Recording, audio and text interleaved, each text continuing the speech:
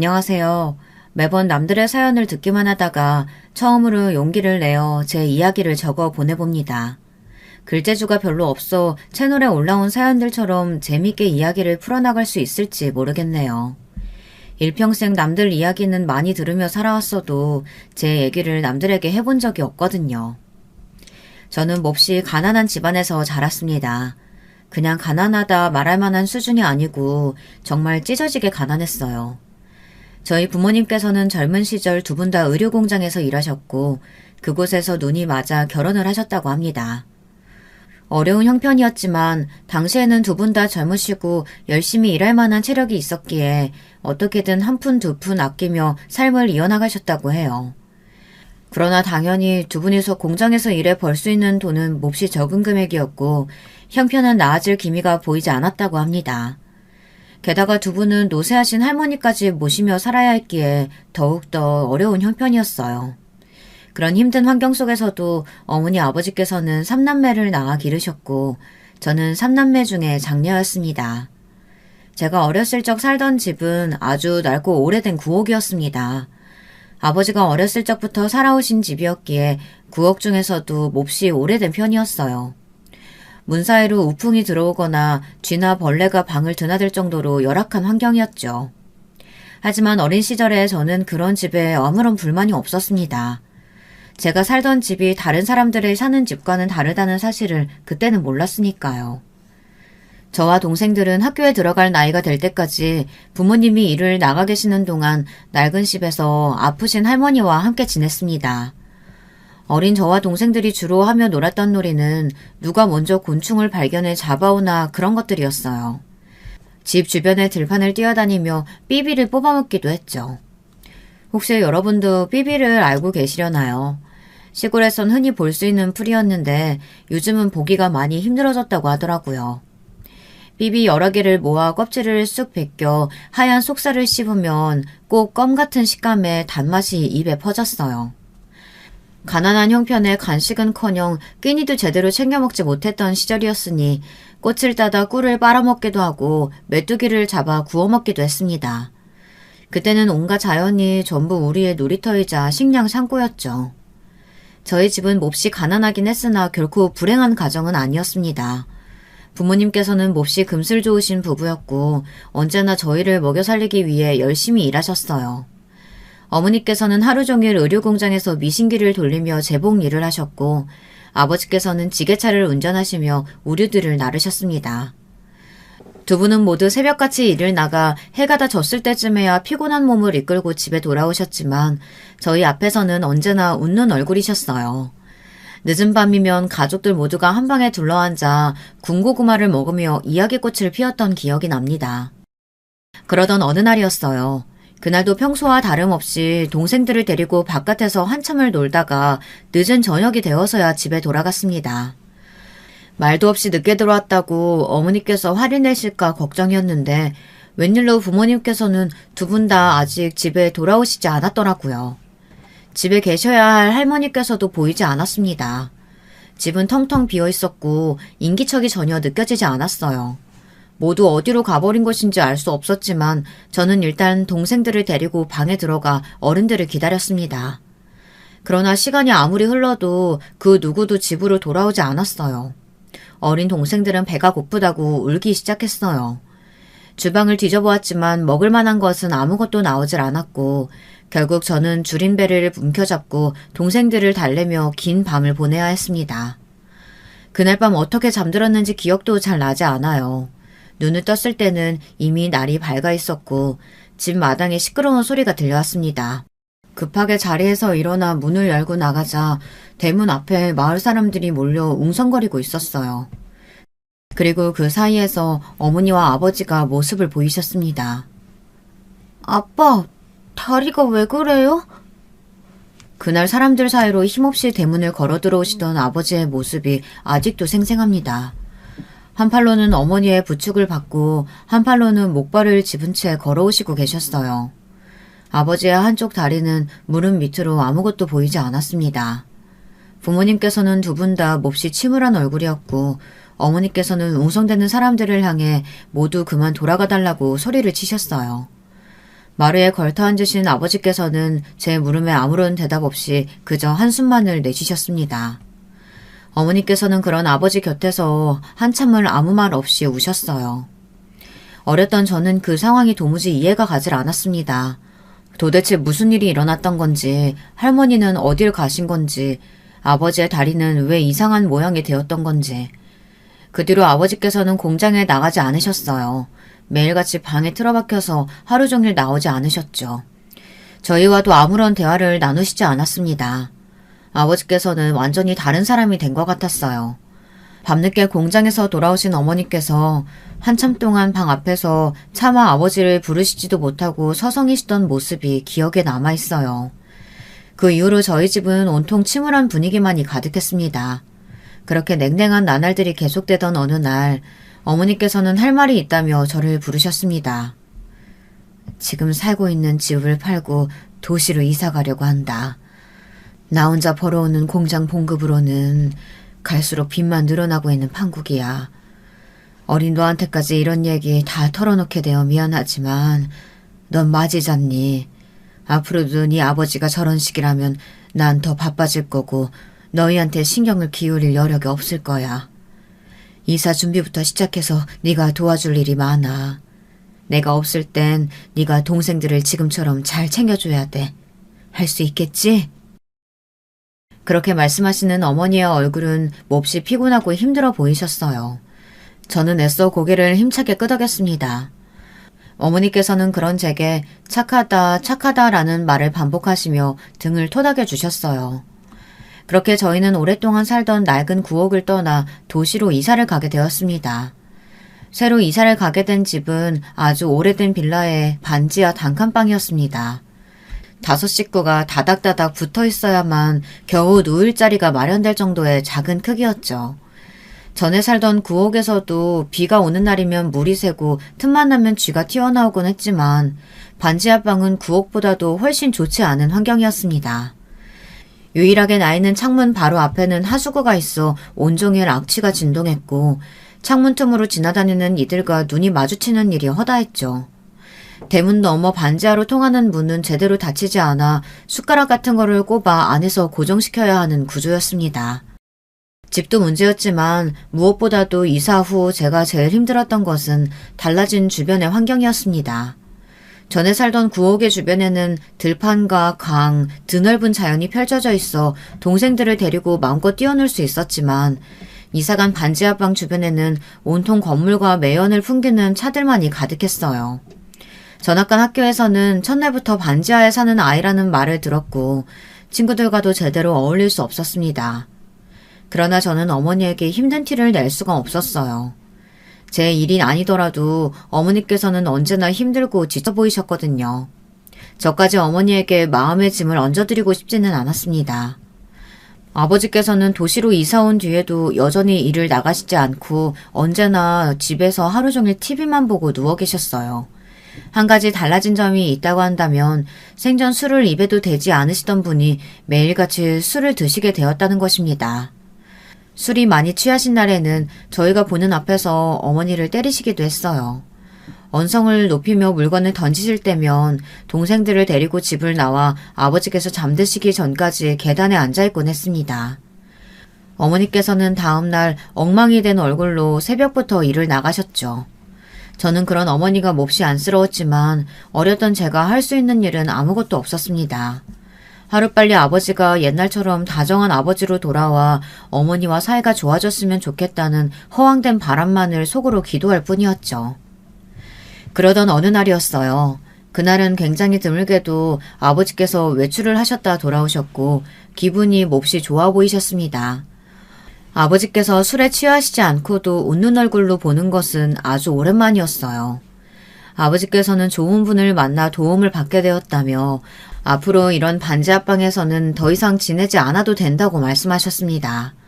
그날 아버지께서 사들고 오신 후라이드 치킨에서는 정말 맛있는 냄새가 났어요. 동생들과 달려들어 허겁지겁 종이 상자를 비워냈던 기억이 납니다.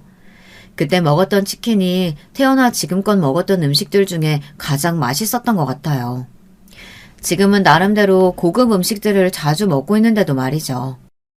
그날 이후로 아버지께서 사주신 음식을 다시는 먹지 못했기 때문에 더 그런 생각이 드는 걸지도 모르겠습니다. 바로 다음날 어머니와 아버지는 완전히 갈라서시게 되었으니까요. 다음날 제가 눈을 떴을 때는 집안이 아주 조용했습니다. 얌전히 기다리고 있으면 아버지께서 오늘도 치킨을 사오시려나 하는 기대를 안고 동생들과 시간을 때우며 날이 저물 때까지 기다렸어요.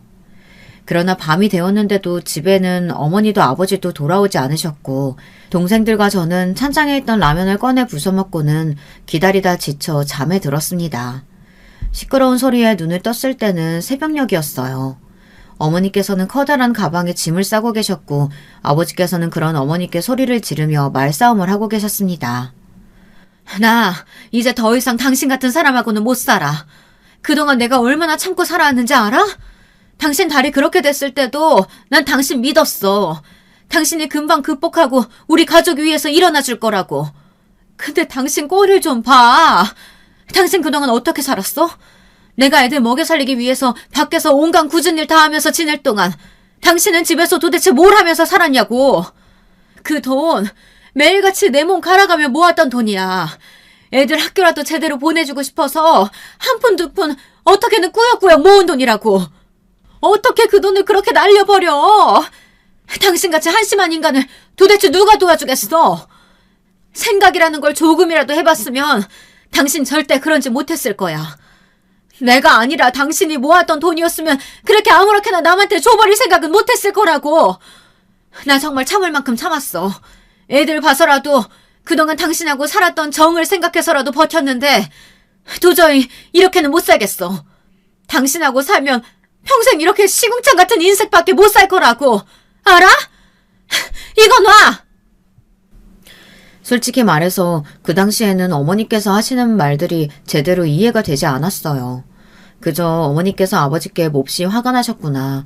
어머니와 아버지가 헤어지려고 하시는구나. 그 정도로만 상황을 파악할 수 있었죠. 나중에서야 들은 이야기지만 아버지께서는 사기를 당하셨다고 합니다. 그것도 어머니께서 저희를 위해 본인 먹는 것, 입는 것을 줄여가며 한 푼 두 푼 모아두었던 돈이라고 했어요. 사기꾼은 아버지께 좋은 사람인 척 접근해 괜찮은 기회가 있다, 투자를 한번 해봐라 제안했고 아버지께서는 그 사기꾼을 껌뻑 믿고 어머니께서 모아두신 돈을 모두 가져다 바쳤다고 합니다. 당연히 사기꾼은 돈을 받자마자 연락이 끊겼고 그대로 종적을 감춰버렸습니다.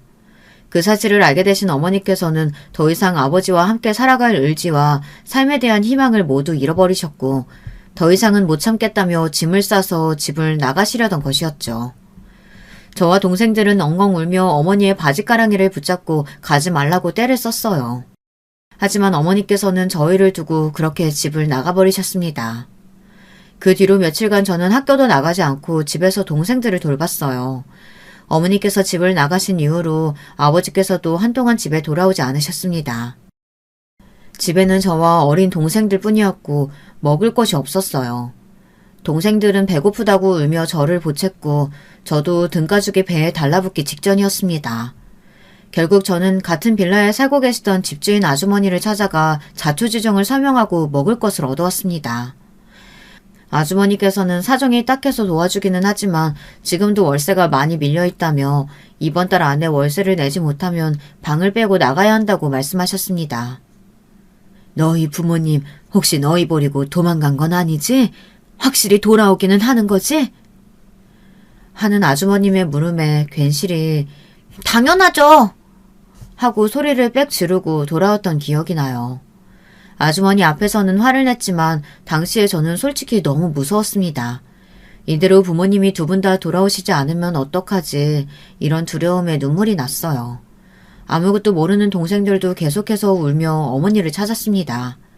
그렇게 며칠이 흘렀고 집에 먼저 돌아오신 것은 아버지가 아니라 어머니셨습니다. 너희들 꼴이 그게 뭐야? 아빠는 어디 갔어? 밥은 먹었어? 어머니께서는 며칠 사이 엉망이 된 저희의 꼴을 보시고는 눈물을 터뜨리셨습니다. 어머니께서는 집을 떠나신 후로 영영 돌아오지 않을 생각이었다고 하셨습니다. 그러나 저희가 눈앞에 아른거려 도저히 혼자서는 떠날 수 없으셨다고 합니다. 며칠간을 고민하다 결국 집에 다시 돌아왔지만 아버지께서는 집에 계시지 않았고 저희가 방치되어 있는 모습을 보시고서는 몹시 분노에 차셨어요. 재활용조차 못할 인간이라면서요. 어머니께서는 그렇게 저와 동생들을 데리고 집을 나오셨습니다. 4명이 된 저희 식구는 아이러니하게도 아버지와 함께 지낼 때보다는 훨씬 화목하고 행복했어요. 물론 새로 구한 집도 여전히 오래된 빌라의 단칸방이었고 형편도 넉넉치는 않았지만 매일같이 방에 들어누워 술을 마시거나 물건을 던지시며 욕을 하시던 아버지가 사라진 집안은 몹시 평화로웠습니다. 어머니는 여전히 아침부터 저녁까지 저희를 먹여 살리시기 위해 일을 하시느라 바쁘셨기에 집안일을 온전히 저의 몫이었어요. 저는 학교를 다니면서도 집안 청소며 빨래, 동생들의 뒷바라지를 모두 도맡아 했습니다. 그렇게 시간이 흘러 저는 고등학생이 되었고 그날 평소보다 조금 일찍 집에 돌아오신 어머니께서는 드물게도 혼자 술잔을 기울이셨습니다. 그런 어머니의 맞은편에 앉아 오늘 밖에서 무슨 일 있으셨냐며 조심스레 물었어요. 그러니 어머니께서는 한숨을 쉬시며 잠시 뜸을 들이셨어요. 그러다 입을 여셨죠. 오늘 연락받았는데 네 아빠가 죽었대. 간암에 걸려서 죽었다고. 그렇게 술을 마셔대더니 내 그럴 줄 알았다. 갑작스러운 소식에 저도 기분이 이상했어요. 분명 아버지를 많이 원망하기는 했지만 그래도 어린 시절에 아버지와 함께했던 좋은 기억들도 조금은 남아있었으니까요. 뭐라고 대답을 해야 할지 망설이던 차에 술잔을 기울이시던 어머니께서 다시 이야기를 시작하셨습니다. 그날은 유난히 날씨가 덥던 여름날이었어. 미신기를 돌리는데 땀이 뚝뚝 떨어져서 옷감이 젖을 정도였지. 공장 안은 완전히 찜통이었어. 환기구가 돌아가곤 있었지만 시원하기는커녕 완전히 뜨거운 바람만이 불었다. 몹시 다들 지쳐 있었어. 멍하니 미신기를 돌리고 있는데 갑자기 바깥쪽에서 커다란 소리가 났어. 뭔가 무거운 것이 바닥에 떨어지는 듯한 소리였고 사람들이 웅성거리는 소리가 이어졌다. 바깥에서 무슨 사고가 났나 싶었지만 그건 나와 별 상관없는 일이었어. 당시에 나한테는 할당량을 빠르게 채우고 너와 네 동생들이 기다리고 있는 집으로 돌아가는 일이 더 중요했으니까. 그러나 곧 어떤 일꾼이 내게 다가와서 네 아빠 이름을 말하며 그 사람 부인이 맞냐고 물어오더라. 그렇다 대답하니까 빨리 나와보라고 내게 손짓을 했어. 어안이 벙벙해서 그 사람을 따라갔지. 그렇게 나간 바깥에서는 바닥에 쓰러져 있던 사람을 여러 일꾼들이 둘러싸고 있었고 바닥에 누워있던 사람은 다름 아닌 네 아빠였다. 네 아빠의 한쪽 다리가 완전히 짓뭉개져 있었어. 철제 박스가 네 아버지 위로 쓰러졌고 미처 피하지 못했던 그 사람은 한쪽 다리를 잃고 만 거야. 그날은 정말 더웠고 온몸에 땀이 비오듯이 나더구나. 눈앞의 풍경이 실제인지 환상인지 분간이 가지 않았어. 머리가 핑 돌고 그대로 바닥에 쓰러지고 말았지. 눈을 떴을 때는 병원이었어. 이미 네 아버지는 수술을 마친 뒤고 다리가 있어야 할 곳은 텅 비어있더구나. 소식을 듣고 병원에 달려오신 어머님께서는 충격에 쓰러지셨고 그렇게 쓰러지신 후 다시는 일어나지 못하셨어. 그렇게 허무하게 돌아가셔 버린 거지. 한쪽 다리를 잃은 네 아빠를 부축한 채 집에 돌아오는데 너무나 앞길이 막막하더구나. 너희에게 이 상황을 어떻게 설명해야 할지도 모르겠고 어머니의 죽음을 슬퍼할 겨를도 없었고 너도 알다시피 그날 이후로 네 아빠는 완전히 다른 사람처럼 변했다. 무슨 일이 있어도 언제나 밝고 긍정적이었던 사람이었는데 어떤 고난과 어려움이 있어도 함께 헤쳐나가자 얘기하던 사람이었는데 완전히 다른 사람이 됐어. 다른 사람들이 자기를 다리병신이라고 손가락질한다고 생각했고 나에게도 매번 공격적인 말투였다. 당신도 속으로 날 비웃고 원망하고 있는 거 다 안다고. 난 항상 아니라고 당신 믿고 있다. 우리는 이겨낼 수 있다. 그렇게 그 사람을 응원해 주었지만 아무 소용없는 일이었어. 네 아버지는 점점 사람들 앞에 나서는 걸 두려워하고 있었고 피해의식에 사로잡혀 있었다. 생전 술이라면 입에도 대지 않던 사람이 매일같이 술을 마시며 폭력을 쓰기 시작했어. 처음 몇 번은 참았지만 너희들 앞에서도 손을 휘두르니 너무나 괴롭더구나. 몇 번이고 진지하게 이야기를 꺼내봤지만 네 아버지는 더 이상 예전의 그 사람이 아니었다. 매일매일 지옥이었다. 그렇지만 난 너희를 보며 버텨냈어. 비록 나는 시궁창 같은 인생을 살고 있어도 너희들에게만은 이런 인생이 아닌 다른 인생을 살게 해주고 싶었다. 그래서 허리띠 죽어라 졸라매며 돈을 모았어. 한 푼, 두 푼 식당 일하며 청소 일하며 닥치는 대로 모든 일을 하며 모았지. 그렇게 몇 년간 죽을 힘을 다해 모은 돈이었어. 그런데 네 아버지가 한순간에 그걸 날려먹은 거야. 그 사기꾼은 투자를 하면 돈을 몇 배로 다시 돌려주겠다고 호언장담했고 네 아버지는 순진하게 또 그 말을 모두 믿고 통장을 가져다 바치고 보증까지 섰다. 사기꾼은 그 모든 걸 받고 종적을 감췄고 그 사실을 알게 된 순간 난 정말 죽고 싶은 마음뿐이었어. 지금껏 어떻게든 버티며 꾸역꾸역 살아온 내 인생, 내 모든 세월이 부정당하는 기분이었다. 그렇게 집을 나갔고 실은 그날 목숨을 끊을 생각이었지. 근데 너랑 네 동생들 얼굴이 눈앞에 아른거려서 도저히 혼자서는 죽을 수가 없더구나. 너한테는 항상 미안한 마음뿐이다. 내가 힘들다는 핑계로 네게 너무 무거운 짐을 지은 거 다 알고 있다. 내게는 평생 사죄해도 모자라. 네가 도대체 무슨 죄가 있겠어. 나 같은 못난 부모 둔 것이 죄라면 죄겠지. 도무지 너를 볼 낯이 없구나. 그렇게 어머니는 제 앞에서 한참을 오열하셨습니다. 저도 그런 어머니의 말씀에 눈물이 왈칵 쏟아졌어요. 어머니께서는 제게 아무런 죄가 없다고 하셨지만 그러는 어머니께서는 무슨 죄가 있으셨겠어요. 그저 사랑하는 남편을 믿고 결혼을 하고 아이를 낳고 있는 힘껏 최선을 다해 열심히 살아오셨을 뿐인데 저는 어머니가 전혀 원망스럽지 않았습니다. 오히려 너무 안쓰럽고 죄송스러운 마음뿐이었어요. 그리고 지금껏 어머니께서 조금이나마 마음의 짐을 더실 수 있도록 더 열심히 어머니를 돕고 동생들 뒷바라지를 하며 살아왔습니다.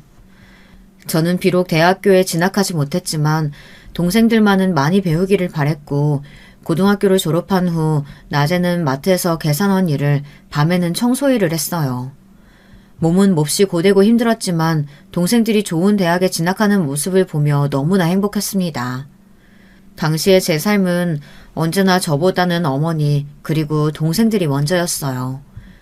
저의 행복보다는 가족들의 행복이 우선이었고 저는 배고프더라도 동생들은 하나라도 더 먹이고 싶은 마음이었습니다.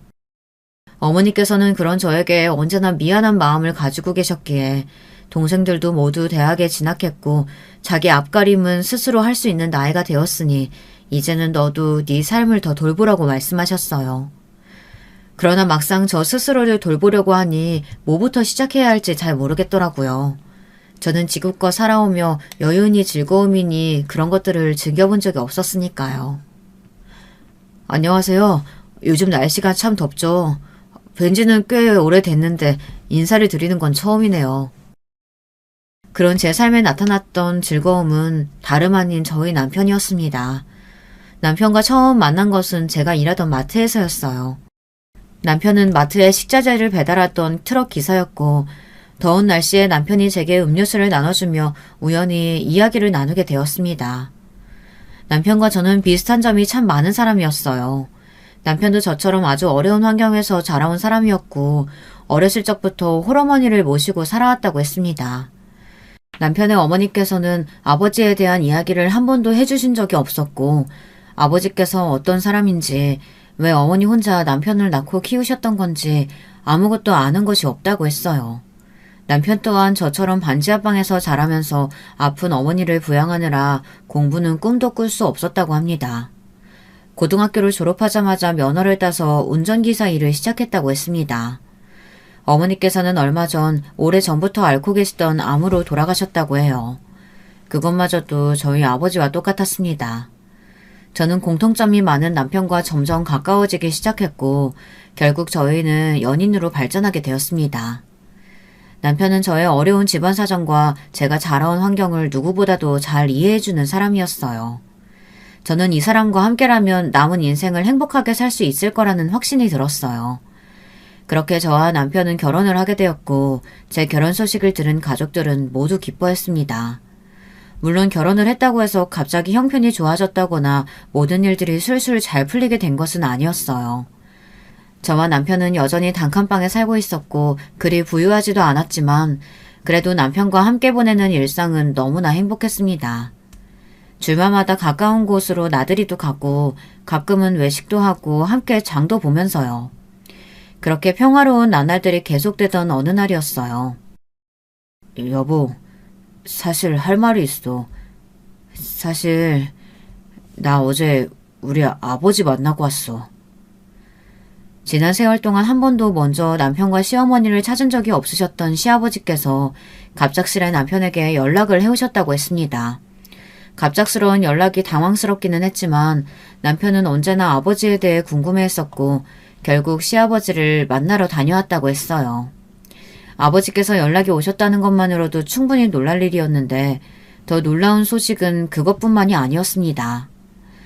약속 장소에 나타나신 시아버지께서는 무려 한 회사의 사장님이셨고 한눈에 봐도 몹시 부유해 보였다고 했습니다. 약속 장소도 남편은 태어나 한 번도 가본 적 없던 고급 식당이었고 정말 이런 사람이 내 아버지가 맞나 하는 생각마저 들었다고 했습니다. 솔직히 처음에는 원망스러운 마음이 먼저 들었어. 이렇게 부유한 형편에 돈이 많은 사람이었다면 나랑 어머니를 왜 그런 환경에서 살게 둔 건지. 조금이나마 도움을 줄 수는 없었던 건지. 그런데 아버지께서는 그동안 내 존재를 모르고 살아오셨다고 하더라. 어머니와 아버지께서는 젊은 시절에 연인이셨대. 그런데 어머니께서 어느 날 갑자기 이별을 통보하고 사라져버리신 거야. 어머니께서는 아버지 집안에 비해 몹시 가난한 집안 출신이셨거든. 아버지께서는 어머니와 결혼할 생각이셨지만 당연히 집안에서는 반대가 심했고 어머니께서는 그런 아버지를 위해 본인이 사라져주는 게 맞다고 생각했나 봐. 애써 매정하게 이별을 말하고 떠나셨던 거야. 그런데 이별을 한 뒤에서야 뱃속에 내가 이미 자라고 있었다는 사실을 깨달으신 거지. 결국 어머니께서는 어려운 환경에서 날 혼자 키우셨고 아버지께서는 그 뒤로 사라진 어머니를 그리워하시다가 집에서 정해준 정혼자와 결혼하셨대. 시아버지께서는 정혼자였던 아내와 결혼해 아들도 낳고 오랫동안 함께 살아오기는 했지만 세월이 지난 지금까지도 여전히 남편의 어머니가 간간히 떠올랐고 몹시 그리우셨다고 합니다. 그렇게 시아버지께서는 계속해서 어머니의 소식을 쫓아오다가 어머니께 아들이 있었다는 사실을 알아내시게 되었고 수소문을 해 남편을 찾아왔던 것이었습니다. 시아버지께서는 늦었지만 지금이라도 아버지 노릇을 하고 싶다며 남편을 돕고 싶다 말씀하셨지만 남편은 도와주실 것 없다. 지금도 충분히 잘 살고 있다며 시아버지의 도움을 거절했습니다. 그러나 시아버지께서는 지금이 아니더라도 언젠가 도움이 필요하게 된다면 꼭 말해달라고 남편의 약속을 받아내셨다고 해요. 앞으로는 가족처럼 서로 왕래하며 지내고 싶다는 뜻을 내비치셨다고 합니다. 남편은 지금 가족이 있으시지 않느냐. 아버지께서는 몰라도 그 사람들은 저를 가족이라고 생각하지 않을 거라며 거절했지만 시아버지께서는 계속해서 간곡히 부탁을 해오셨다고 해요. 결국 끈질긴 설득에 남편은 고개를 끄덕였다고 합니다. 그렇게 남편과 저는 시아버지의 가족들과 만남을 가지게 되었어요. 시댁에서는 매달 한 번씩 가족들끼리 저녁 식사를 하는 문화가 있다고 해요. 시아버지께서는 그 식사 자리에 저희를 초대해 주셨고 저와 남편은 몹시 떨리는 마음으로 시댁을 찾았습니다. 처음 만난 시어머니와 도련님께서는 걱정과는 다르게 저희를 꽤 살갑게 맞이해 주셨어요. 시어머니께서는 시아버지와 처음 결혼할 때부터 남편의 어머니에 대한 이야기를 알고 있었다며 이미 다 지난 일이고 악감정은 없다고 말씀하셨습니다. 한때는 내가 네 어머니 자리를 뺏었다는 생각도 했었지. 애초에 이 양반과 결혼한 것도 집안에서 정해준 혼사였으니 나도 나 싫다는 남자가 그리 반갑지는 않았다. 지금 와서야 다 지난 일들이니 아무 상관없긴 하다만 이렇게 장성한 아들이 있다는 얘기 들었을 때는 조금 놀랍긴 하더구나. 우리 아들이 어렸을 때부터 형 갖고 싶다고 졸라대곤 했거든. 뭐 이제라도 이렇게 만나게 돼서 다행이라고 해야 할지. 시어머니의 장난스러운 말씀에 저와 남편도 금세 긴장이 풀렸어요. 식사 자리는 나름 화기애애하게 진행되는 듯 했어요. 그러나 한 가지 문제가 있었습니다. 바로 동서였어요. 동서는 시어머니와 도련님과는 다르게 저희를 그닥 반기지 않는 눈치였습니다. 반기지 않았다는 표현은 너무 얌전한 표현인 것 같아요. 동서는 저희를 몹시 멸시하는 듯 보였습니다. 동서는 저와 남편과는 다르게 부잣집에서 교육을 잘 받고 자란 여자라고 했거든요.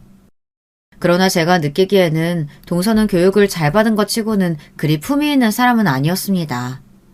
동서는 입만 열면 언제나 본인 자랑을 쏟아냈어요.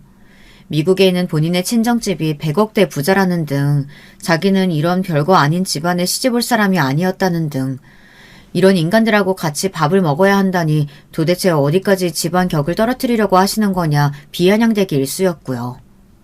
그럴 때마다 매번 시아버지께서는 호통을 치셨지만 동서의 입은 멈출 줄을 몰랐습니다. 다른 시댁 식구들을 생각해서 웬만하면 참아보려고 했지만 한 달에 한 번 갖는 만남조차도 동서 때문에 몹시 고역이었어요. 결국 저희는 더 이상 저녁 식사에 참여할 수 없을 것 같다는 뜻을 시아버지께 전했습니다. 시아버지께서는 몹시 아쉬우신 눈치였어요. 하지만 자리가 불편하다는 남편의 말에 더 이상의 강요를 하시지는 않았습니다. 그렇게 시댁과의 저녁 식사는 중단되었지만 시아버지와는 여전히 교류를 하며 일상을 보내던 중이었습니다. 얼마 후에 우리 가족 행사가 있다. 이런 자리 부담스러워하는 거 알고 있지만 이번에는 꼭 참여를 해줬으면 좋겠구나.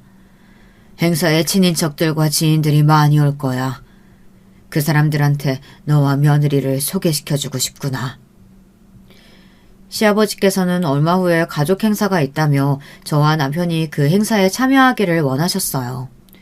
그 행사는 다름 아닌 동서 아들의 돌잔치였습니다. 다른 것도 아니고 동서와 관련된 행사라니 솔직히 말해서 썩 내키지는 않았어요. 저녁 식사를 중단한 이후 시아버지께서 몹시 섭섭하신 눈치였기에 이번마저 시아버지의 청을 거절할 수 없어 결국 행사에 참여하겠다 답을 드렸습니다. 동서의 돌잔치는 장소부터 몹시 고급스러운 호텔이었고 생전 그런 호텔을 찾아가 본 적이 없었으니 옷차림부터 격식까지 여러 면에서 걱정이 많았습니다. 남편과 함께 큰맘 먹고 아울렛에 가서 좋은 옷도 한 벌씩 사입고 그래도 축의금을 내기는 해야 할 것 같아 깨끗한 돈으로 10만 원을 마련해 봉투에 넣어갔습니다. 본인 입으로 100억대 부자라는 동서의 눈에 10만 원이 어디 돈처럼 보이기나 하겠냐마는 저희 형편으로는 나름대로 신경을 쓴 수준이었어요.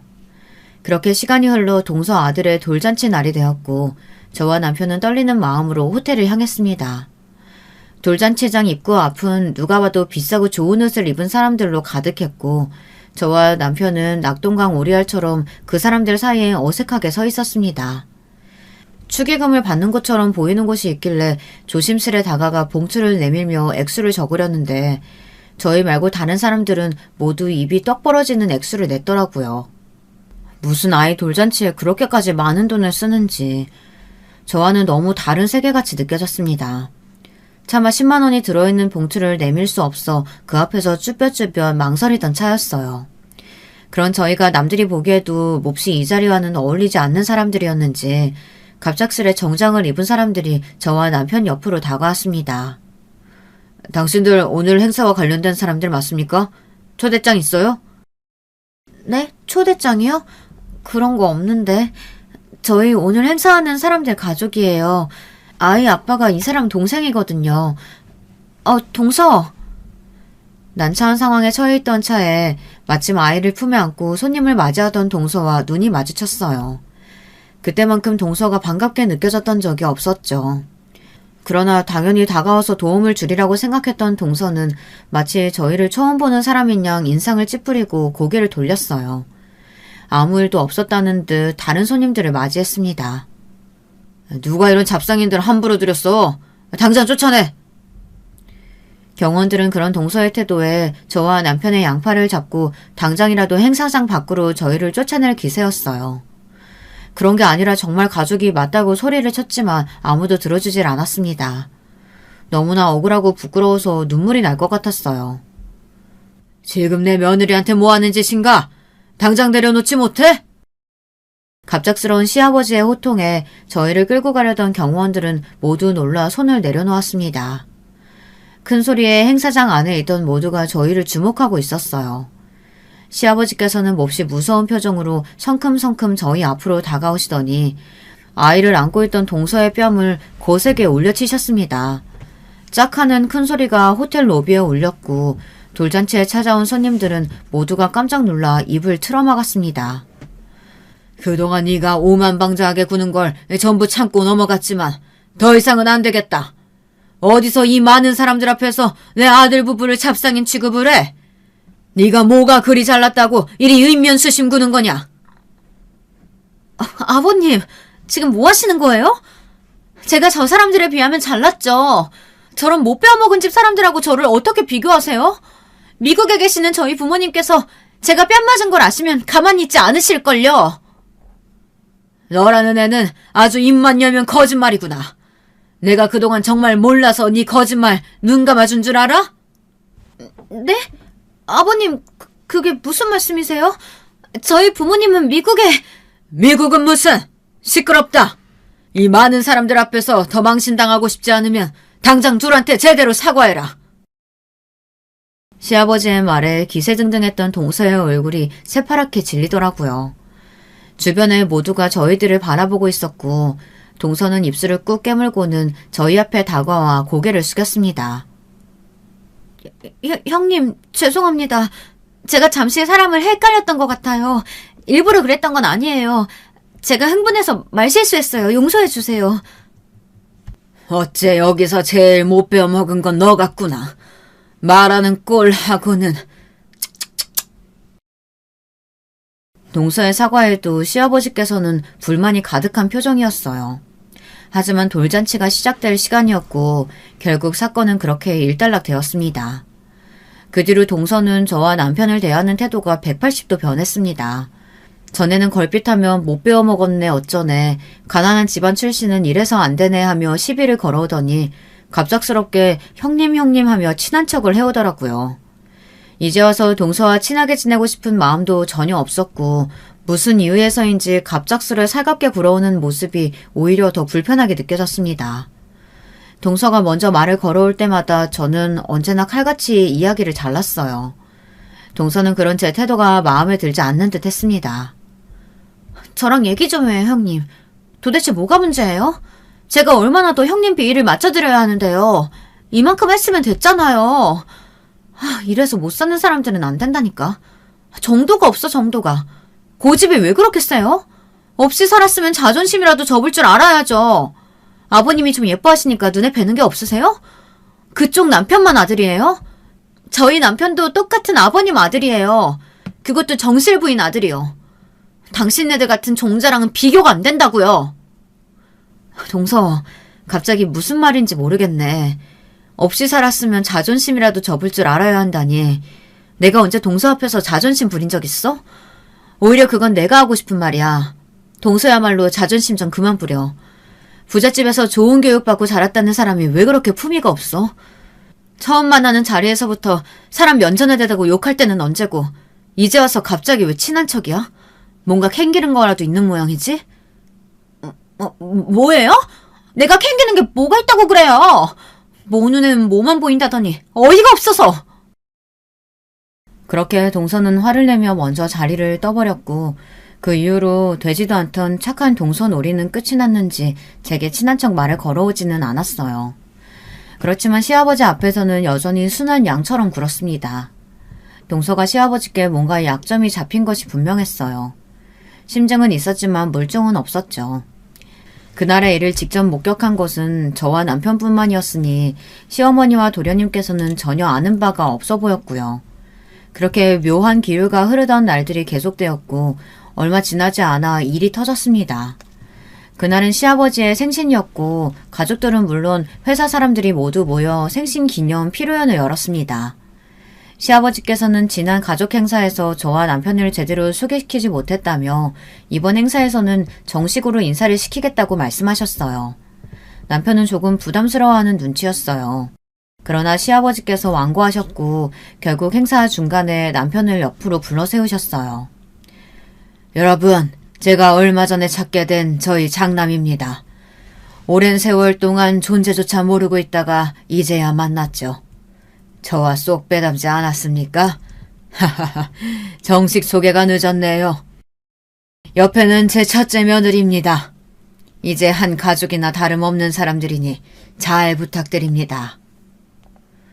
남편과 저는 어색하게 웃으며 연회장 안의 사람들과 인사를 나눴어요. 동서는 그 모습을 몹시 안입고게 바라보고 있었죠.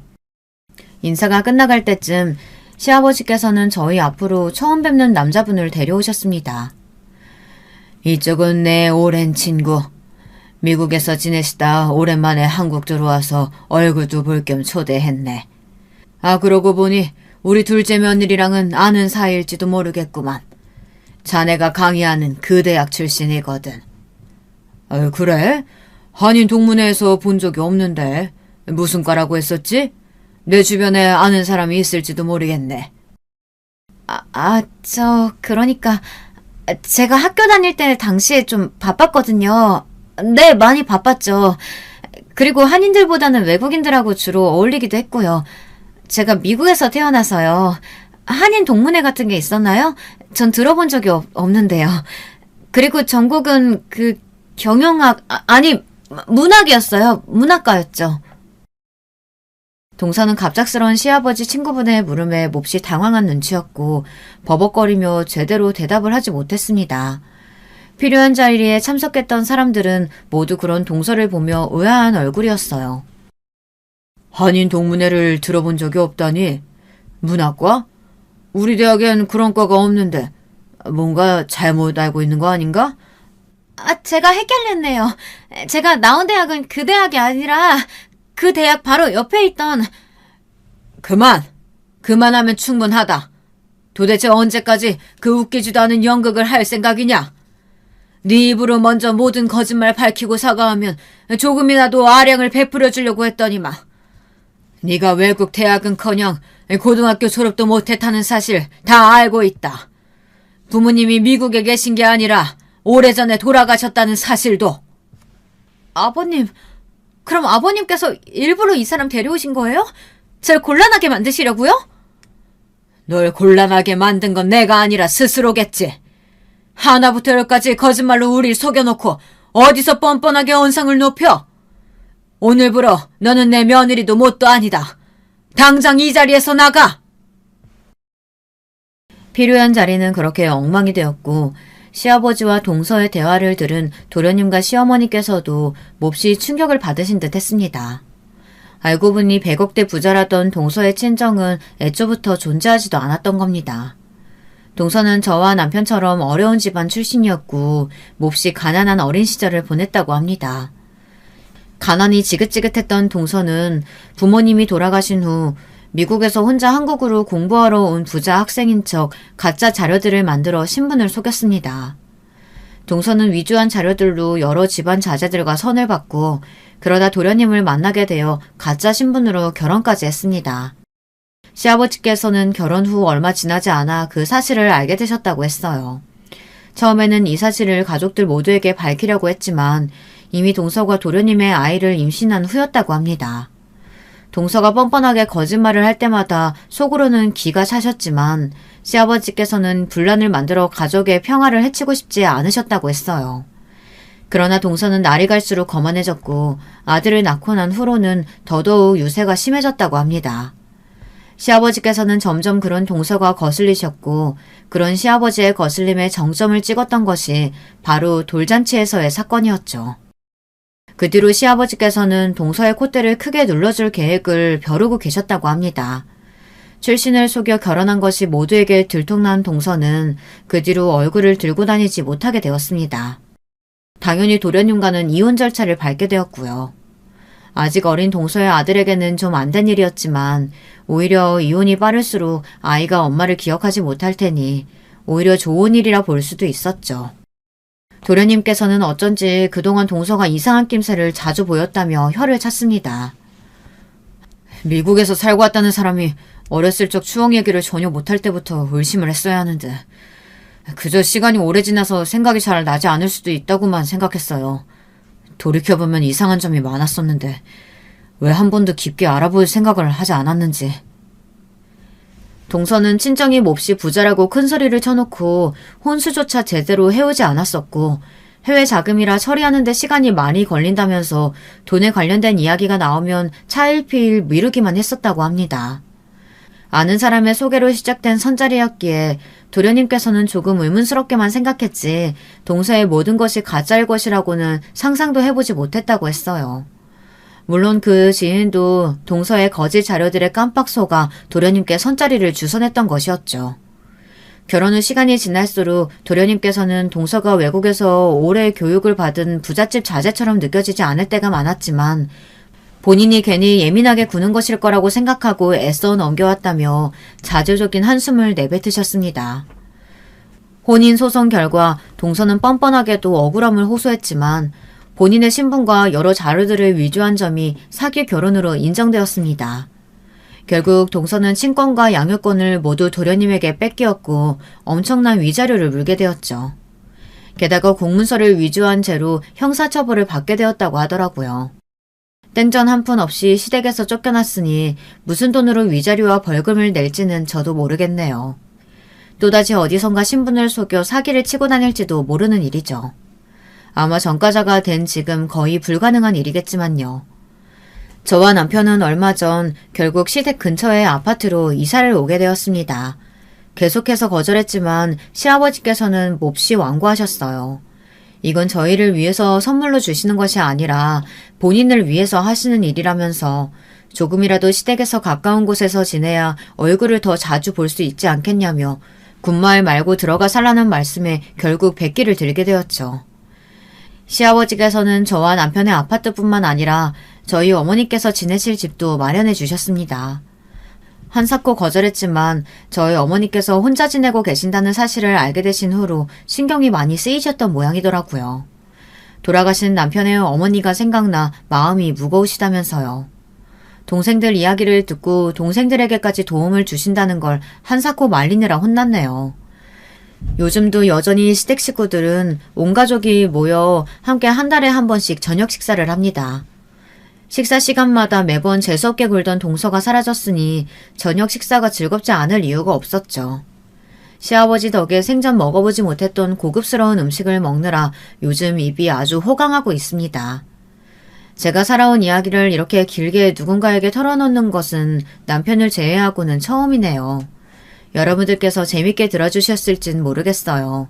제가 글재주가 별로 없어서요. 어렸을 적에는 참 세상이 어렵고 힘들고 나에게만 가혹하다고 생각했었는데 요즘은 너무나 행복한 나날들이 이어지고 있습니다. 동생들도 모두 제 갈 길을 찾아 잘 살고 있고 어머니께서도 몹시 정정하시고요. 이 모든 게 전부 저희 남편을 만난 덕에 일어난 일인 것 같아요. 사람에게는 무엇보다도 함께 곁을 지켜주는 사람이 가장 중요하다는 것을 느끼는 요즘입니다. 여러분의 곁에도 저처럼 좋은 사람들만이 가득하기를, 그리고 언제나 평안하고 행복한 삶이 되시기를 바랄게요. 감사합니다. 여러분, 두 번째 사연 시작하기 전에 좋아요, 구독 꼭 눌러주실 거죠? 그럼 두 번째 사연 바로 시작합니다. 안녕하세요. 저는 서울에서 두 딸과 남편과 행복하게 사는 40대 여자입니다. 얼마 전에 저한테 인생 최고의 사건이 일어났어요. 도저히 혼자만 알고 있기엔 아까워서 제보하게 됐습니다. 저는 제가 이런 경험이 생길 줄은 전혀 기대도 하지 않고 살았는데 동서가 저를 이렇게 만들어줬어요. 동서는 제가 태어나서 만난 사람 중에 제일 특이한 사람이거든요. 여러분도 제 사연 한번 들어보시고 동서에 관해 판단해 주시길 바랍니다. 제 사연을 말하려면 가장 먼저 제 배경에 대해 말하고 넘어가야 이해가 쉬워서 짚고 넘어가자면 저는 지극히 평범한 가정에서 태어났어요. 충분하게 여유로운 집안도 아니고 그렇다고 가난해서 밥을 굶는 집도 아니고 진짜 말 그대로 평범한 집안에서 자랐습니다. 공무원이었던 아버지와 집에서 살림하셨던 어머니, 그리고 저와 남동생 2명까지 그렇게 우리 5가족은 적당히 화목하고 적당히 서로 싸우면서 자랐어요. 남동생들이 저와 나이가 그렇게 터울이 많지 않아 어린 시절을 생각하면 셋이 놀이터에서 하도 놀아서 온몸이 흙으로 덮였던 기억이 납니다. 여자 형제가 없어서 다소 과격했던 저는 하필 나이도 첫째라 동생들을 통솔해야 해서 성격이 어렸을 때부터 장난 아니었대요. 제 기억 속에는 없는데 엄마 말로는 동생들을 괴롭히면 제가 집에서 누워있다가도 일어나서 직접 괴롭힌 아이들을 찾아가서 응징해줬다고 하더라고요. 그 덕분인지 남동생들과는 지금까지도 그렇게 막 사이가 나쁘진 않습니다. 셋이 싸우기도 많이 싸우고 잘 맞을 때는 최고의 친구로 학창시절을 보냈어요. 아버지는 무뚝뚝하셨는데 그래도 우리 가족에겐 나름 다정한 면이 있으셨습니다. 특히 제가 혼자 여자라고 남동생들 몰래 용돈을 더 주시기도 하고 큰딸이 최고라고 저를 많이 예뻐하셨어요. 무뚝뚝한 성격에 말이 많진 않아도 우리를 사랑하는 마음 하나는 최고였습니다. 그렇게 속을 알 수 없는 아버지와 달리 어머니는 3명의 자식들을 한마디로 조용히 시키시는 분이셨어요.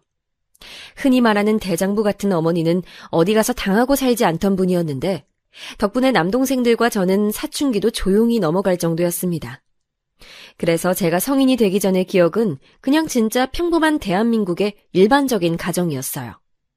영화에 나오는 것처럼 유난스럽게 화목하진 않아도 적어도 콩가루 집안이거나 불행이 집에 크게 찾아오거나 그러지도 않았습니다. 친척들 간의 문제도 전혀 없었는데 양가 어른들 특징이 다들 조용하시고 문제를 만들기 싫어하는 분들이라 친척 갈등도 없이 지나갔어요. 그러다 제 인생이 바뀌는 계기가 있었는데 정확히 말하자면 제 인생이 아니고 우리 가족 전체의 인생이 바뀐 계기가 있었습니다. 우리는 지방에 있는 광역시에서 살고 있었는데 어머니가 부동산에 굉장히 관심이 많으셨거든요. 상당히 사교적이고 활발한 성격의 어머니는 모임이 유독 많으셔서 우리 3남매의 친구들 모임도 있었고 같은 지역 엄마들과의 모임과 아버지 회사의 아내들 모임 등 사회활동이 아주 많으셨습니다. 그러다 어떤 모임에서 부동산 얘기가 나와서 어머니가 그때부터 부동산에 관심을 크게 가졌는데 정말 너무 운이 좋게 제가 딱 대학에 입학했을 때 우리 집 재산이 2배로 늘어났어요. 엄마가 투자한 게 적절한 시기에 빛을 받고 덕분에 우리 3남매는 대학을 가서 등록금 걱정을 전혀 하지 않아도 됐습니다. 그리고 몇 년이 지나자 등록금 걱정뿐만이 아니고 용돈 걱정도 하지 않아도 될 정도로 어머니의 선구안은 빛을 발하게 됐어요. 어머니가 부동산으로 성공하자 아버지도 어머니를 전적으로 의지해서 두 분이 전문적으로 땅을 보러 다니시더니 우리 집은 금세 남들보다 더 많이 여유롭게 살 수 있게 됐죠. 어머니는 아파트 명의는 거짓말을 하지 않는다고 대학생인 저에게 명의 이전을 시켜주어 저는 졸업도 하기 전에 아파트가 생기기도 했어요. 덕분에 해외여행도 많이 다니고 생활비 걱정 없이 대학 생활을 보내서 아주 감사한 마음을 가졌습니다. 확실히 집에 여유가 생기니 가족들 사이도 더욱 좋아져 우리 5은 여행도 자주 다니고 돈독해졌어요. 그러다 제가 딱 졸업하기 직전에 엄마는 사업을 하나 시작하셨습니다. 워낙 꾸미는 걸 좋아하고 잘하는 엄마는 화장품 사업을 하고 싶다고 진지하게 여기저기 상담을 다녔어요. 본인이 번 돈으로 사업을 한다니까 당연히 응원하면서도 한편으론 걱정되어 아버지와 저도 주변에 많이 물어보면서 정보를 얻었습니다. 아예 뭐라도 있던 회사를 인수하는 것이 아니고 엄마는 처음부터 자신의 회사를 만들고 싶어 하셔서 옆에서 제가 도울 수 있는 것들은 다 도와줬어요. 그러면서 자연스럽게 졸업하고 회사에 나가 일을 많이 도와줬는데 사업도 다 운이라고 하잖아요. 마침 엄마의 회사는 때를 잘 타서 예상보다 큰 수익을 가질 수 있었습니다. 그 모습을 보고 우리 이모는 엄마 사주가 돈줄을 쥐고 태어난 사주라 그렇다고 하던데 저는 엄마가 얼마나 고생하고 많이 신경 썼는지 아니까 오히려 잠도 자지 않고 매진하는 엄마가 안쓰러웠어요. 그래서 더욱 도울 수 있는 것들은 도왔는데 예를 들어 공장에 가거나 거래처에 갈 때 엄마가 운전에 미숙하셔서 대신 운전도 하고 엄마 비서처럼 식사도 챙기고 했습니다. 회사가 커지면서 직원들 채용도 했는데 면접에도 들어가고 제가 마침 대학 전공이 회계여서 전공을 살려 엄마를 많이 도와줬어요. 엄마는 그런 제가 고맙고 기특하다고 저를 회사 임원이라고 말하고 다니셨죠. 그러다 아버지도 퇴직하시고 엄마 회사에 소일거리를 하러 나오셔서 거의 온 가족이 엄마의 회사를 위해 일했다고 해도 과언이 아니랍니다. 동생들도 힘을 써야 하는 일이 생기면 나와서 도왔고 아무래도 처음부터 끝까지 다 알아서 해야 하는 게 사업이라 이렇게 5명이 매진해도 가끔은 벅차기도 했어요. 그렇게 일하다 보니 저는 어느새 결혼 정년기가 됐는데 그때 사귀던 남자친구가 있긴 했습니다. 대학생 때부터 사귀던 남자였는데 저는 그 남자친구와 결혼하려고 생각하고 있었어요. 그런데 믿었던 남자친구에게 배신을 당하게 됐는데 우리가 같은 학교여서 겹치는 지인이 매우 많았습니다. 어느 날 동기가 저에게 기니 할 말이 있다고 저를 불러서 약속 장소에 나갔는데 믿을 수 없는 말을 듣게 됐어요. 얘 미주야, 네 남자친구 요즘 술자리에 나오면 자기 땡 잡았다고 얼마나 난리치는 줄 알아? 돈 보고 결혼하는 거라고 사람들 앞에서 하도 입을 털어서 내가 다 민망하더라. 넌 바빠서 모르는 것 같아서 알려주는 거야. 이따 술자리 또 있으니까 올 수 있으면 몰래 와봐. 처음 동기의 말을 듣고 저는 동기가 저를 놀리는 줄 알았습니다. 그도 그럴 것이 남자친구는 저에게 진짜 지극정성이었고 말 그대로 헌신적인 사람이었어요. 저를 오래 봐온 중고등학교 친구들도 남자친구 잘 만났다고 하고 당연히 우리 부모님과 심지어 동생들도 많이 봤던 사람이었습니다. 우리 막내 동생이 전공이 체육인데 마침 남자친구도 취미가 체육이라 같이 저를 빼고 둘이 만나서 체육관에 갈 정도로 친했어요. 가족들도 신뢰했고 남동생들도 제 남자친구가 언제 진짜 가족이 되는 거냐고 물을 정도였는데 저 말을 듣고 신뢰할 수가 없어서 직접 술자리에 나갔는데 동기의 말은 사실이었습니다. 미주? 당연히 좋지. 근데 더 좋은 건 걔네 집안 돈이지. 돈 보고 결혼하는 게 나쁜 건 아니잖아? 나 이제 부자야. 우리 엄마는 벌써 뭐하고 살지 신났더라. 술에 취해 얼굴은 벌게진 채로 우리 집 재산이 최고라고 떠드는 남자친구를 보고 참을 수가 없었어요. 당장 들어가서 육두문자를 내뱉으며 헤어지자고 하고 집으로 돌아오는데 너무 괘씸하고 원망스럽더라고요. 상황이 믿기지 않아 눈물도 나오지 않았는데 다음날 엄마가 둘이 여행 안 가냐고 묻는 말에 무너져서 얼마나 울었는지 모릅니다. 그 남자친구는 우리 집에 찾아오고 동생들을 찾아가고 엄마 회사에도 나와서 자기가 다 잘못했다고 무릎 꿇고 빌며 사정했는데 눈도 깜빡하지 않았어요. 이미 정이 떼질 대로 떼진 저는 그때는 제 인생의 결혼은 당연하고 남자도 없다고 생각했습니다. 아무도 믿을 수 없었고 그냥 결혼하고 싶지 않았어요. 그런 제게 엄마는 머리도 식힐 겸 여행을 혼자 다녀오라고 하셨는데 저도 마침 회사 일에 몰두하느라 모든 게 지쳐서 엄마 말대로 유럽으로 여행을 가게 됐습니다. 혼자 떠난 여행이라 설렘과 두려움을 안고 나섰는데 운명처럼 거기서 지금의 남편을 만나게 됐죠. 절대 결혼은 없다고 연애도 하지 않을 거라고 술에 취해 가족들 앞에서 내뱉었던 게 얼마 되지도 않았는데 지금 생각해도 웃긴 해요. 여행하다 우연히 만났던 남자친구는 저보다 2살 어렸는데 대학을 졸업하고 본격적으로 취업하기 전에 여행을 왔다고 했습니다. 첫 만남이라 그랬던 건지 평생 엮일 거라 당연히 생각하지 않고 저에게 일어났던 어이없는 결혼 파투를 얘기하니 자기 일처럼 진지하게 들어주는 모습에 안정감을 느꼈어요. 그리고 그렇게 인연이 끝난 줄 알았는데 돌아오는 비행기에서 마주치고 서로 놀라서 한국 오는 비행기에서 얼마나 둘이 많은 얘기를 했는지 모릅니다. 한국에 도착하고 서로 연락처를 교환하고 몇 번 더 만났는데 그렇게 진지하게 연인관계로 발전하게 됐어요. 사실 연애를 시작할 때까지만 해도 당한 게 있어서 결혼 생각은 하지 않았는데 2년째 사귀다 보니 진지하게 결혼 생각이 들었습니다. 처음 만났을 때부터 한결같고 다정하고 무엇보다 우리 집 재산에 전혀 관심이 많지 않은 모습을 보니 이 사람이라고 느끼게 됐어요.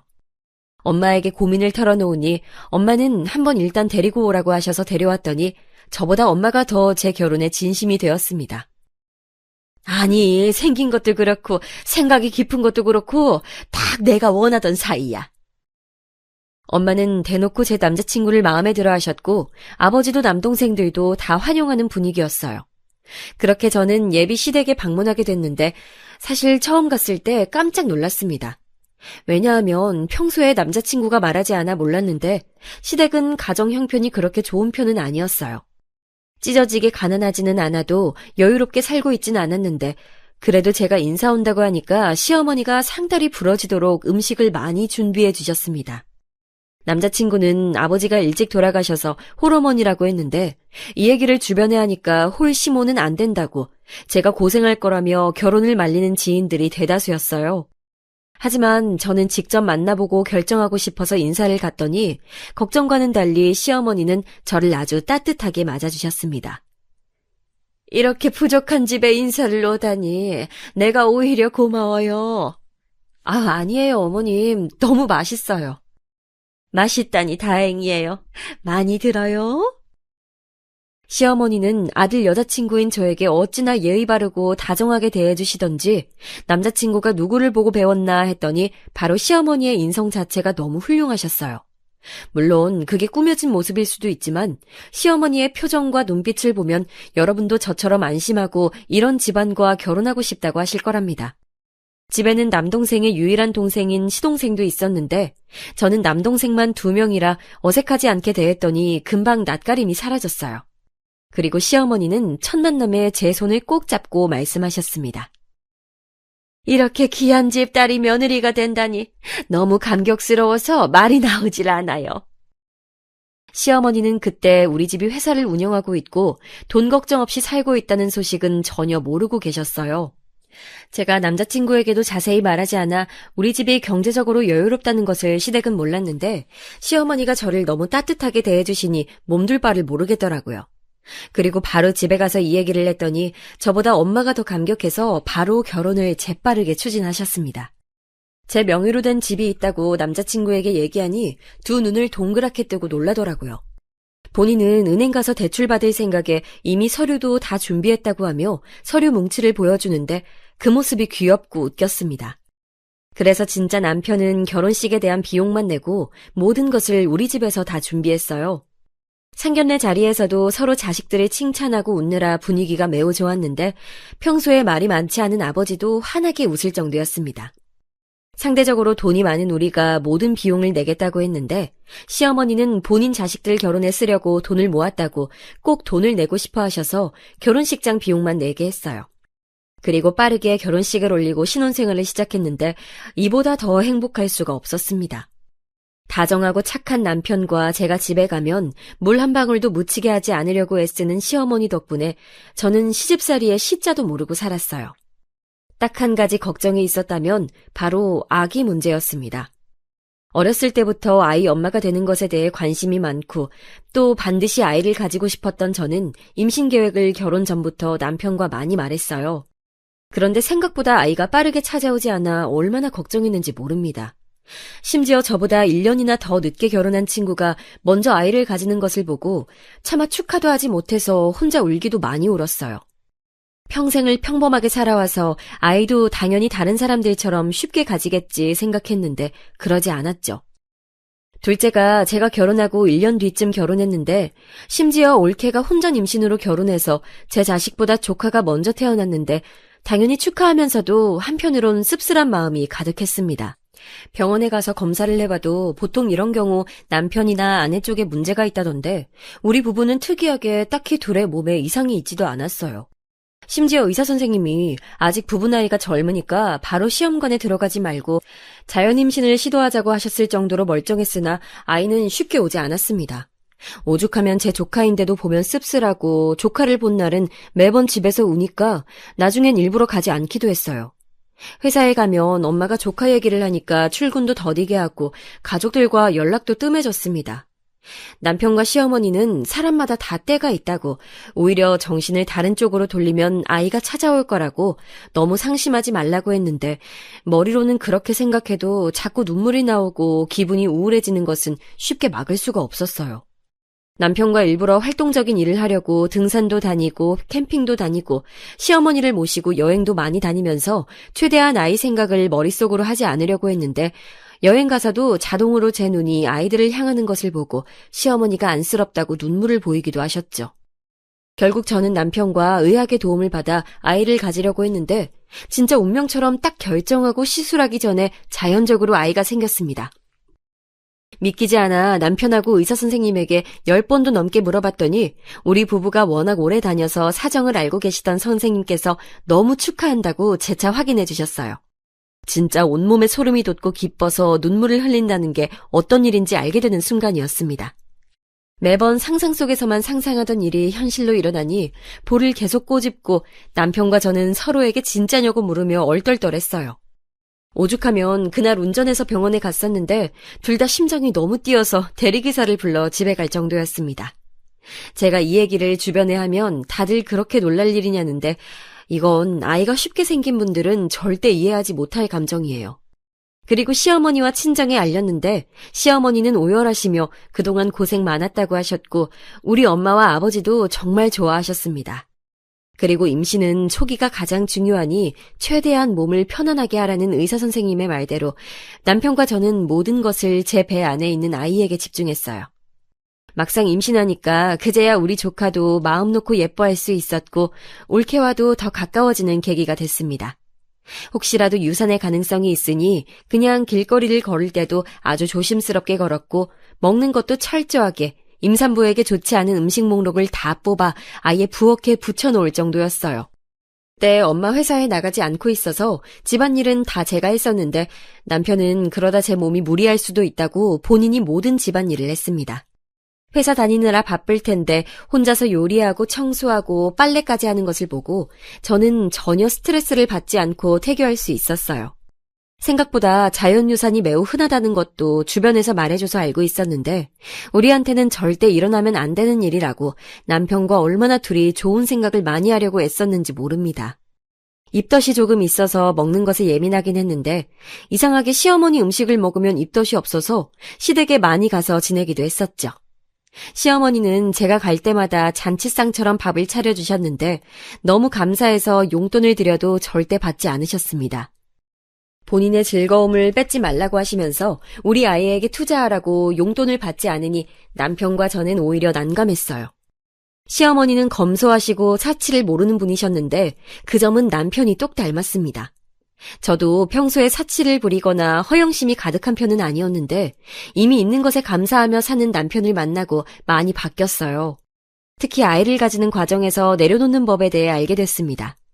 친구들은 저에게 그렇게 형편이 좋으면서 하고 다니는 것은 검소하게 하고 다닌다고 놀라워했는데 저는 이미 심적으로 안정된 생활을 하고 있으니 꾸미는 것에 무뎌졌어요. 아무튼 그렇게 입덧을 제외하면 큰 문제가 없이 아주 건강하게 출산까지 할 수 있었어요. 제가 고집해서 자연분만으로 나왔는데 시어머니와 남편은 제 몸이 걱정된다고 제왕절개를 권했지만 아이를 생각하면 자연분만이 좋을 것 같아 일부러 자연분만을 선택했고 후회는 없습니다. 너무나도 다행히 아이는 긴 진통이 아니어서 생각보다 빠르게 출산했어요. 성별은 딸이었고 미숙아도 아니었고 손가락 발가락도 5개가 있었고 의사 선생님이 아주 건강하다고 할 정도로 튼튼한 아기로 태어났습니다. 엄마와 아버지도 보러 오시고 남동생들도 병원에 와서 아이 얼굴을 보고 갔는데 다들 아이가 예쁘다고 칭찬해줬죠. 퇴원하고 저는 집에서 산후조리를 했는데 친정엄마는 회사 운영을 하느라 바쁘니 시어머니가 와서 도와주셨습니다. 친구들은 시어머니가 조리해주는 것이 가능하냐고 물었는데 우리 시어머니는 저한테 불편하게 하는 분도 전혀 아니고 언제든 배려가 몸에 익숙하신 분이라 오히려 제가 원했어요. 역시나 시어머니는 오셔서 온 집안의 집안일까지 하시며 저를 봐주셨는데 그걸 본 친정엄마가 감동해서 시어머니에게 선물을 해줘도 이런 것을 받아도 되냐고 하시는 분이랍니다. 진짜 오로지 제 편의를 봐주시며 아이를 봐주셨는데 심지어 아이도 얼마나 잘 보시던지 저는 시어머니가 전문적으로 그 일을 하는 줄 알았답니다. 이 경험으로 우리 집은 시댁에 도움이 될 수 있으면 좋을 것 같아 시어머니에게 뭐 원하는 게 있냐고 몇 번을 물었는데 그럴 때마다 시어머니는 전혀 없다고 본인이 원해서 도와주신 거라며 매번 거절하셨어요. 그러다 남편과 얘기가 나왔는데 사실 그때 시동생이 대학 졸업을 한 지 몇 년이 지났는데 취직하지 못하고 있었거든요. 제가 갑자기 그 생각이 들면서 괜찮으면 도련님을 우리 엄마 회사에서 일하게 하는 것은 어떤지 말을 꺼냈습니다. 남편은 제가 말을 꺼내자 크게 기뻐하며 그럴 수 있으면 너무 행운이라며 좋아하더라고요. 그 모습을 보고 진작 말할 걸 후회하며 시어머니와 도련님에게 말했더니 당연히 두 분도 좋아했습니다. 우리 집이야 뭐 당연하게 어떤 식으로 시어머니에게 보답할 수 있을까 생각하던 차라 엄마는 그 생각을 못했다고 환영한다며 도련님을 회사 주요 요직에 앉혔어요. 그리고 정신없이 육아하며 바쁘게 지내고 있었는데 원래 아이는 한 번 생기면 쭉 생긴다고 하잖아요. 원래 2명을 낳고 싶어 했지만 첫째가 하도 생기지 않아 어려움이 있어서 혹시라도 생기지 않으면 그냥 1명으로 만족하고 살자고 남편하고 이미 얘기했었는데 바로 아이가 또 찾아오게 됐습니다. 터울은 2살 차이가 났고 제가 둘째 소식을 양가에 알리니 시어머니가 저보다 더 좋아하셨어요. 우리 시어머니는 첫째가 딸이라 자기는 딸을 키워본 적이 없어서 제가 조심스러웠다며 첫째도 어찌나 조심스럽게 대하셨는지 모릅니다. 뭘 먹여도 저에게 먼저 물어보고 아이한테 예쁘고 고운 말만 해주셔서 너무 감사했어요. 첫째 때 입덧이 있었던 것과 달리 둘째는 입덧이 전혀 없었습니다. 그래서 첫째보다 더 편하게 태교할 수 있었는데 그렇게 아이를 기다리다 뜻밖의 소식을 듣게 됐어요. 바로 도련님의 갑작스러운 결혼 발표였습니다. 결혼은 축하할 일이었는데 제가 놀란 것은 그게 아니고 바로 예비동서의 임신 소식이었어요. 무려 혼전 임신으로 결혼하게 됐다고 우리에게 털어놓는 도련님을 보고 너무 놀라서 애가 떨어지는 줄 알았답니다. 임신한 지 얼마 됐는지를 들어보니 우리 아이와 겨우 몇 주 차이였어요. 일단 축하하고 되게 급하게 결혼하게 된 도련님. 아니 이제 서방님이라고 호칭할게요. 서방님 부부를 최대한 도와주고 있었는데 어느 날 서방님이 동서 없이 우리를 불러놓고 말했습니다. 자기가 형수네 집이 운영하는 회사에 다닌다는 소식을 동서는 모른다며 비밀로 해달라고 하더라고요. 뭐 저야 그때는 불편할 수 있다고 생각하며 당연히 그러라고 말하고 넘겼는데 이게 큰 화를 가져올 줄은 전혀 몰랐습니다. 그리고 결혼 준비를 하며 저는 너무 놀랐는데 예비동서의 태도 때문이었어요. 서방님과 동서는 돈이 부족해서 제가 몰래 돈을 줘서 시어머니가 모은 돈과 합쳐 건넬 정도였는데 동서가 바라는 게 너무 많았습니다. 본인은 혼수도 겨우 해오면서 시댁에 바라는 건 어찌나 많은지 시어머니 얘기를 듣고 깜짝 놀랐어요. 시어머니는 평소에 그런 말을 하는 분이 전혀 아닌데 저에게 속상하다고 얘기를 터놓으셨습니다. 동서는 예단으로 500만 원을 준비했다고 하며 시어머니 보고 예물을 구체적으로 콕 집어서 원했대요. 그런데 그 예물로 말한 것이 합쳐서 5천은 되는 수준이었습니다. 시어머니는 당장 그걸 어떻게 해주냐고 하시며 그래도 며느리가 집안에 들어오는데 못 해준다고 할 수도 없고 고민이라고 하셨어요. 그 말을 듣고 저는 제가 대준다고 했는데 워낙 시어머니가 저를 예뻐하고 해주신 게 많아 저한테는 당연한 결정이었습니다. 아니야, 아가. 내가 괜히 말했다. 너에게 부담 주려고 한 말은 전혀 아니야. 미안해. 입이 방정이다. 에이, 아니에요. 임신까지 해서 결혼하니까 최대한 잘해줘야죠. 그 대신 어머님, 제가 줬다고 하진 마세요. 시어머니는 5번이나 거절하고 결국 받으셨는데 저에게 연신 미안하다고 하셨어요. 그렇게 서방님 부부는 돈이 어디서 나왔는지도 모른 채 원하던 가방과 시계와 옷을 예물로 받을 수 있었답니다. 그때 제가 임신한 상태라 최대한 남에게 베풀고 싶었는데 그게 다 나중에 우리 자식들에게 돌아올 거라고 믿었기 때문이에요. 제가 출산하기 전에 서방님과 동서는 결혼식을 올렸고 축의금도 섭섭지 않게 많이 줬습니다. 동서는 화려하고 예쁘게 생겼는데 생긴 대로 꾸미는 것에 굉장히 관심이 많았어요. 항상 머리부터 발끝까지 꾸미고 다녔고 볼 때마다 옷이 바뀌었습니다. 임신한 상태로 신혼여행도 다녀왔는데 무려 2주를 다녀왔더라고요. 무슨 일을 하냐고 물었더니 백수라는 말에 저처럼 집에 있으려나 보다 생각했죠. 그리고 결혼식이 끝나고 둘째 출산을 거의 바로 하게 됐는데 여기서 제 시련이 닥치게 됩니다. 첫째가 워낙 건강하게 태어났고 자라면서도 잔병치레도 없이 순한 아이라 걱정하지 않았는데 둘째는 태어나자마자 태어나지 못하고 그대로 입원하게 됐어요. 미숙아는 아니었는데 심장 쪽에 문제가 있다고 경과를 지켜봐야 한다고 하셨습니다. 그 소리를 듣고 정신을 잃은 저는 깨어나고도 그게 현실이라는 것을 알고 얼마나 울었는지 몰라요. 의사 선생님은 신생아 중에 그런 경우가 꽤 있다고 절대 부모 잘못이 아니라고 했는데 모든 게 제 잘못처럼 느껴졌습니다. 온 신경을 둘째에 쏟느라 첫째를 잘 챙겨주지도 못했는데 그런 저와 첫째를 다 챙기는 남편을 보고 고마움을 느낄 새도 없었어요. 시어머니는 둘째도 그렇지만 무엇보다 제가 걱정된다며 제 옆에서 저를 정말 많이 챙겨주셨습니다. 올케가 연락 와서 자기 친구 중에도 그런 경우가 있었는데 나중에 지금 너무 건강하게 문제없이 살고 있다며 저를 안심시켰는데 고마웠지만 귀에 하나도 들어오지 않았어요. 고통의 시간을 보내며 살도 많이 빠지고 온전치 못한 정신으로 살며 사는 게 사는 것 같지 않았습니다. 제가 지옥 속에 빠져있는 동안 동서도 출산하게 됐는데 동서 아기는 너무나도 건강하게 태어나서 이미 퇴원하고 조리원에 있다는 소리를 듣고 축하하는 마음이 들면서 왜 우리 아가는 저러지 못하는 건지 얼마나 자책했는지 몰라요.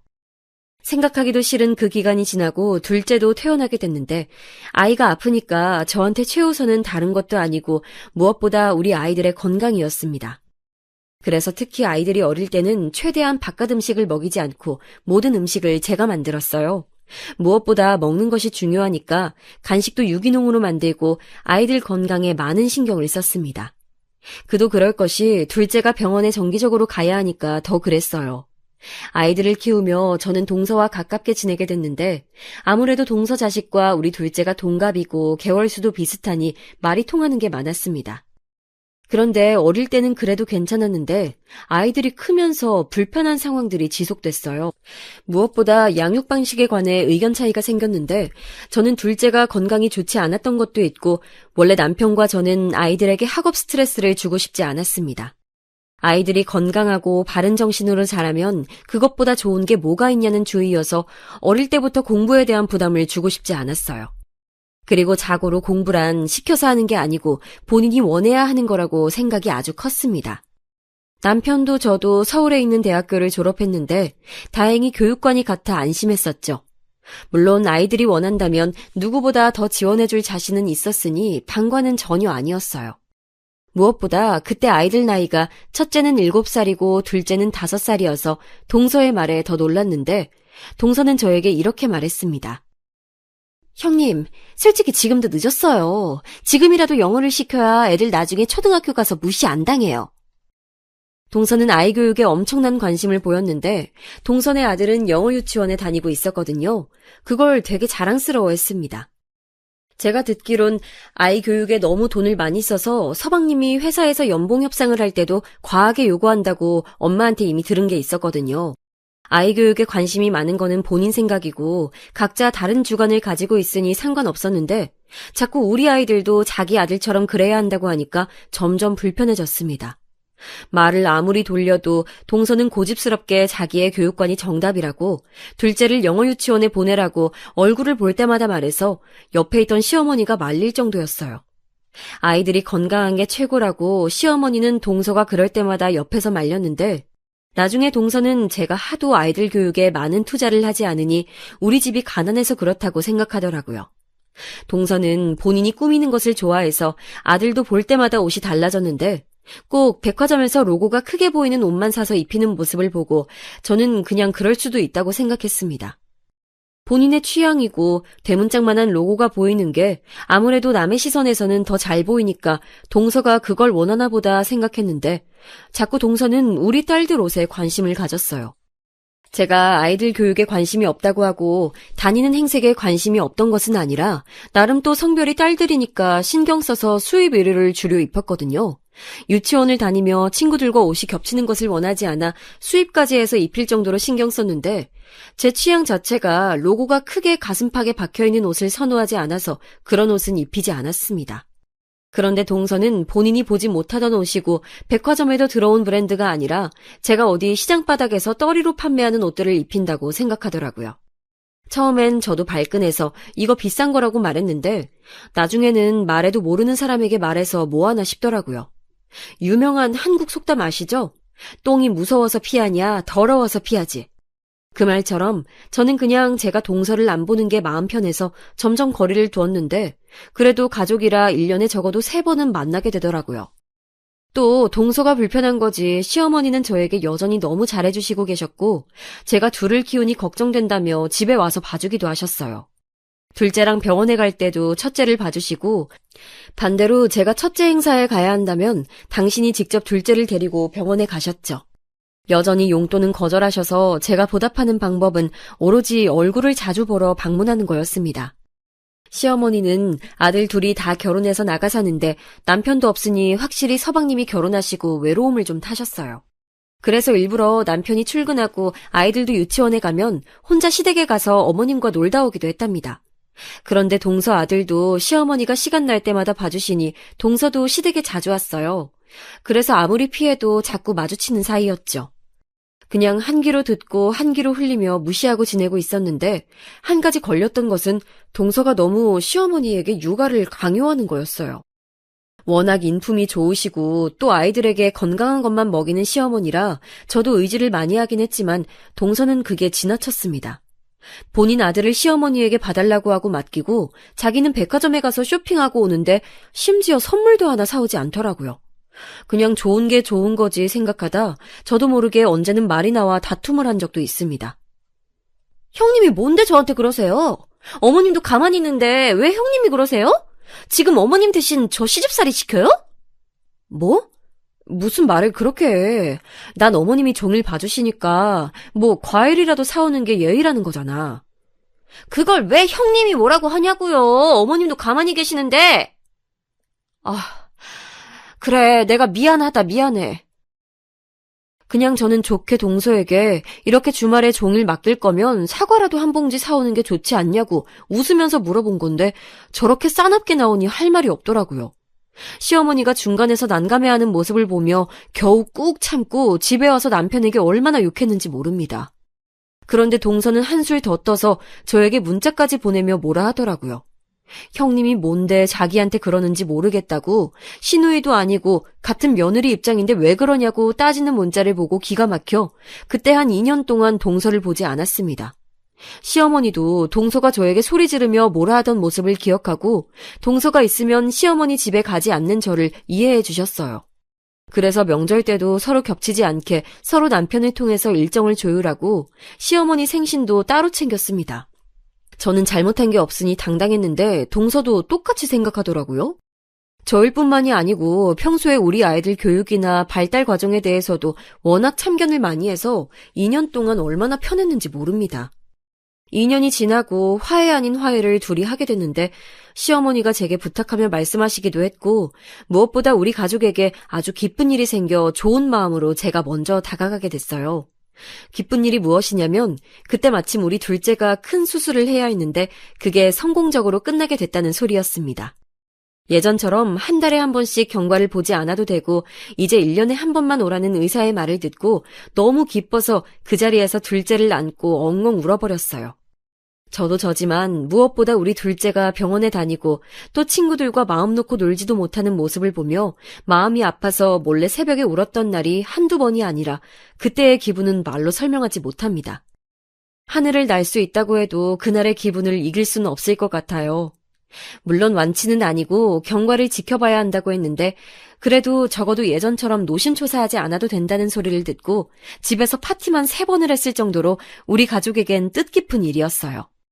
그래서 그때는 너무 기분이 좋아 시어머니의 조심스러운 부탁에 제가 먼저 동서에게 전화를 걸어 이제 예전처럼 같이 얼굴도 보고 하자는 말을 했더니 동서도 알겠다고 하더라고요.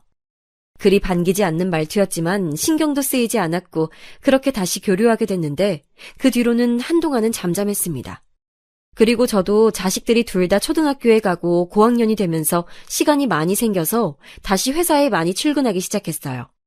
그동안 아이들을 키우면서도 재택으로 그리고 종종 나가서 일했었는데 이제 완전히 출근하며 회사 일을 다시 하니까 그동안 엄마로서 살다 사회생활을 하니 즐겁더라고요. 그래서 출근해서는 열심히 일하고 퇴근해서는 엄마의 역할을 하며 아주 즐겁게 지내고 있었답니다. 그러다 사건이 하나 터지게 됐는데 이게 오늘 사연의 하이라이트예요. 이걸 설명하기 전에 우리 둘째에 대해 조금 더 설명하자면 둘째는 큰 수술이 경과도 아주 좋으니 이제 특별한 경우가 아니라면 병원에 검사를 오지 않아도 된다는 행복한 소식을 듣게 됐어요. 그리고 어릴 때 아파서 친구들과 자주 놀지 못했는데 그럴 때마다 아이는 혼자 책을 되게 많이 읽고 언니인 첫째랑 많은 시간을 보냈어요. 그러면서 자연스럽게 습득하는 지식도 많았고 언니와 종일 붙어있으니 선행학습까지 하게 됐는데 저와 남편의 생각보다 둘째는 많이 똑똑했습니다. 학부모 상담에 가면 선생님들이 저에게 아이가 공부를 잘하니 진지하게 영재학원을 보내라고 하셨죠. 남편과 저는 공부를 잘한다는 말에 당연히 기분은 좋았는데 그러면서도 한편으로는 아이가 평범하게 자라길 바라는 마음도 있었습니다. 이게 무슨 소리야 할 수도 있는데 아픈 아이를 둔 부모님들은 제 말이 무슨 뜻인지 아실 거예요. 평범하게 자라는 것도 복이라고 생각하던 차라 무엇보다 아이의 의견이 중요하다고 생각해서 둘째에게 조심스럽게 물어봤더니 자기는 공부가 좋다고 하더라고요. 그 말에 남편과 저는 딸에게 하기 싫으면 언제든지 그만두어도 된다고 하며 수준 높은 학원에 보내며 아이를 키우고 있었는데 남편도 그렇고 저도 그렇고 이런 얘기를 어디 가서 하는 편이 아니에요. 그래서 아이가 공부를 잘해서 영재학원에 다닌다는 소식은 시어머니도 우리 친정엄마도 모르고 있었습니다. 저는 그냥 노파심에 언제라도 그만둘 수 있으니 말하지 않는 게 낫다고 생각해서 그랬던 거였어요. 그러다 사건이 하나 터졌는데 바로 우리 딸이 경시대회에 나가 1등을 하게 됐습니다. 그런데 우리 부부는 전혀 몰랐는데 동서 아들도 그 대회에 참가했었더라고요. 처음 나간 대회에서 우리 딸이 당당히 1등을 하니 너무 기분이 좋았는데 누가 갑자기 제 앞을 가로막아 놀라서 봤더니 바로 동서였어요. 형님, 예빈이 언제부터 이런 대회에 나왔어요? 동서, 인사도 없이 깜짝 놀랐네. 우리 딸 대회는 이번이 처음이야. 예빈이가 그렇게 공부를 잘했나요? 전혀 몰랐어요. 소리 소문도 없이 아무도 몰래 준비했나 보네요? 무슨 말을 그렇게 해? 우리 딸 공부 잘해. 그러니까 상도 탄 거지. 인사도 없이 우리 둘째를 노려보며 말하는 동서를 보고 기분이 나빠 그대로 자리를 피했습니다. 그 뒤로 동서의 견제는 계속됐는데 나가는 대회마다 동서 아들은 한 번도 입상하지 못했어요. 그 모습을 보고 남편은 그렇게 서방님 월급을 쏟아부어도 안 되는 것은 안 되는 거라며 안타까워했죠. 최종적으로 과학고 모집에서 우리 딸만 붙고 동서 아들은 떨어졌는데 그 계기로 동서는 우리 둘째만 보면 얼굴을 보고 악담을 퍼부을 정도로 싫어했습니다. 그리고 노골적으로 무시하는 모습에 기가 막혀 그냥 제가 피하게 됐는데 그러다 사건이 최종적으로 터지게 됐어요. 둘째의 생일과 과학고 입학 축하 기념으로 시댁에서 같이 식사하게 됐는데 하필 그때가 음력으로 생일을 세는 시어머니의 생신과도 기간이 겹쳐 서방님과 동서도 오는 날이었습니다. 그래도 시어머니 앞인데 설마 그러겠어 하는 마음에 갔는데 우리가 인사해도 모른 척하고 쌩하게 지나가는 동서 모습을 보고 남편과 저는 서로 눈빛을 교환했죠. 잘난 우리가 참자 하고 무시하고 최대한 좋게 식사하고 자리가 끝나 집에 가기 직전이었습니다. 갑자기 내내 우리를 무시하던 동서가 갑자기 살갑게 주차장에서 말을 걸기 시작했어요. 우리 둘째 과학고 입학을 축하한다고 선물을 준비했다길래 갑자기 뭘 잘못 먹었나 생각하며 다가갔는데 거기엔 생전 처음 보는 차가 있었습니다. 무려 벤츠를 산 건지 동서는 거들먹거리며 차 트렁크에서 뭘 꺼내더라고요. 뭐 얼마나 대단한 걸 꺼내나 구경했는데 뭘 선물로 줬는지 아세요? 지우개였어요. 지우개를 하나 주며 우리 딸에게 건넨 것도 아니고 거의 던지다시피 주며 동서는 저에게 말했습니다. 형님은 거지여서 벤츠 못 타보셨죠? 그렇게 거지여도 애가 과학고에 가네요? 그 말만으로도 그동안 꾹꾹 눌렀던 게 올라오고 있었는데 그 뒷말에 저는 참을 수 없는 분노를 느끼게 됐어요. 애가 아파도 과학고에 가는 걸 보면 우리 아들도 어디 아파야 하나 봐요. 그 길로 저는 시댁에 들어가서 눈에 보이는 망치를 하나 들고 나와서 동서의 벤츠를 마구 때려 부수기 시작했습니다. 옆에서 남편이 말려도 그냥 무시하고 진짜 눈에 보이는 게 없어서 발로 차고 망치로 깼어요. 동서가 뭐 하는 거냐고 소리를 질러도 들리지도 않았습니다. 너무 괘씸하더라고요. 보아하니 서방님이 왜 또 연봉을 올려달라고 난리쳤는지 눈에 보여서 동서에게 말했습니다. 계좌 불러! 차값 바로 줄게! 동서는 당장 내놓으라며 계좌를 알려줬고 저는 당당하게 1억 5천만 원을 보냈습니다. 계좌를 확인하고 두 눈이 동그래진 동서를 보고 울분에 찬 저는 한마디를 보탰어요. 당신 남편 다니는 그 회사 꽂아준 게 나야! 그 회사 회장이 우리 엄마야! 제 말에 동서는 믿을 수 없다는 표정을 했고 옆에 있던 서방님에게 저는 당당히 말했어요. 은혜를 이런 식으로 갚냐고 소리 지르니 서방님은 아무 말도 하지 못했습니다. 제가 차를 부수는 소리를 듣고 놀라 나오신 시어머니에게 도저히 저런 수준 떨어지는 사람과는 더 만나고 싶지 않다고 말했고 시어머니는 제 의견을 존중하셨어요. 그 뒤로 저는 아무 말 없이 집에 오는데 너무 화가 나서 몸이 떨려 쉽게 진정할 수 없었습니다. 단순히 이번 벤츠 사건 때문에 갑자기 그런 게 아니고 그동안 동서가 우리 집 형편을 자기 맘대로 생각하며 무시했던 게 한두 번이 아니라서 그렇게 행동했던 거였어요. 남편은 저에게 잘했다고 하며 이제 앞으로 동서네 부부를 보지 말자고 하더라고요. 그렇게 월급을 다 쏟는 걸로 모자라서 대출까지 받아 교육해도 과학고에 못 가는 조카를 보니 저렇게 못되게 사니까 그렇다는 결론이 나왔습니다. 그 뒤로 저는 회사에 출근해서도 서방님의 인사를 받아주지 않았어요. 저보고 유치하다고 하실 수도 있는데 그만큼 쌓인 게 많았기 때문에 참을 수가 없었습니다. 서방님은 퇴근하고 저를 찾아와서 미안하다 하고 우리 집에 와서 자기도 너무 힘들다는 말을 꺼내며 심지어 눈물까지 보였는데 안쓰러운 마음은 들지 않았어요. 동서도 저에게 몰랐다고 죄송하다고 문자를 10개도 넘게 보냈는데 나중에는 보기도 싫어서 차단까지 하게 됐습니다. 그리고 시댁 행사에서도 동서를 봐도 동서가 저에게 했던 것처럼 똑같이 사람 취급하지 않고 무시했어요. 마음 같아선 서방님도 해고하고 싶었는데 남편은 죄가 없으니 남편 동생이라는 이유로 그렇게 하진 않았답니다. 다만 본인이 찔렸는지 더 열심히 일하고 더 연봉을 무리하게 올려달라는 말을 꺼내진 않았어요. 그리고 마지막으로 동서에게 당신 결혼할 때 받은 예물, 시댁에 올 때마다 자랑하던 그 가방과 시계도 내 돈이라고 하니 아연실색하며 아무 말도 하지 못하더라고요. 시어머니도 저에게 그동안 고생 많았다고, 자기도 동서가 달갑지 않다고 하시며 거리를 두기 시작하셨습니다. 서방님이 남편에게 사정해서 얻어낸 동서가 다니던 골프장 회원권도 끊어버렸어요.